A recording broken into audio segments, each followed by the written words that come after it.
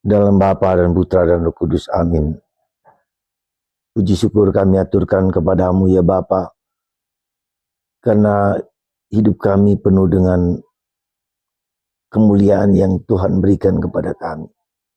Janji Yesus bahwa kami akan bersatu dengan Bapa adalah janji yang bukan main-main, tapi sesungguhnya sesuatu yang real dan nyata. Terima kasih Tuhan. Semoga kami memiliki keyakinan seperti Petrus mewartakan Yesus yang menderita wafat dan bangkit. Terpujilah namamu King dan sepanjang segala masa. Amin. Para saudara, dalam bacaan Injil tentang kebangkitan Yesus dalam Injil Matius, ada beberapa hal yang menarik. Pertama, wanita. Wanita bagi orang Yahudi dianggap kelas keberapa.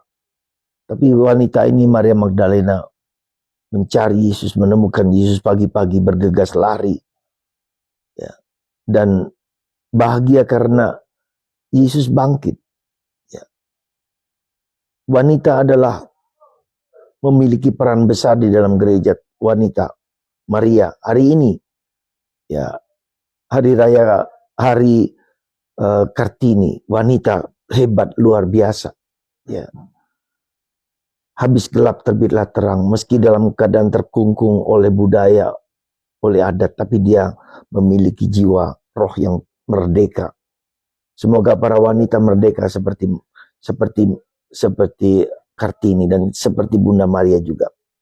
Yang pertama. Yang kedua, kita bisa melihat bahwa Yesus memerintah mereka pergi ke Galilea, tempat di mana mereka pertama kali mewartakan kabar gembira. Dari 12 rasul, 11 rasul dari Galilea, hanya Yudas yang termasuk orang Yudea.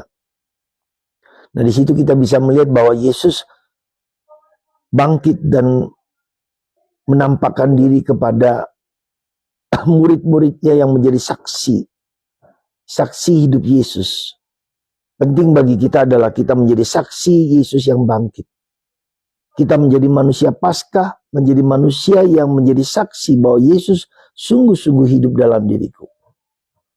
Ketika Yesus kualami sebagai pribadi yang hidup, maka aku juga memiliki keberanian, ketangguhan, ya, untuk untuk mewartakan kabar gembira seperti Petrus dalam bacaan pertama. Ya, Petrus mengatakan siapa Yesus itu sesungguhnya. Meski dia diperlakukan, dibunuh oleh bangsa Israel dengan memakai tangan-tangan kaum kafir orang Romawi. Dia adalah yang hidup, yang bangkit. Dan Petrus bersama 12 rasulnya melihat sendiri tentang Yesus yang bangkit. Mari kita mohon rahmat supaya kita bisa mengalami, melihat dengan panca indera batin. Bukan hanya panca indera fisik, tapi panca indera batin. Mengalami Yesus yang hidup, yang dikdaya, yang kuasa, yang adalah Allah, yang ditolak oleh orang-orang Yahudi sebagai suatu kebohongan. Dan sampai sekarang mengapa orang Yahudi menolak Yesus? Karena orang ahli agama Taurat mengatakan bahwa Yesus tidak bangkit, tapi dicuri oleh murid-muridnya. Dan ini, kabar bohong ini sampai sekarang masih diakui oleh orang-orang Israel.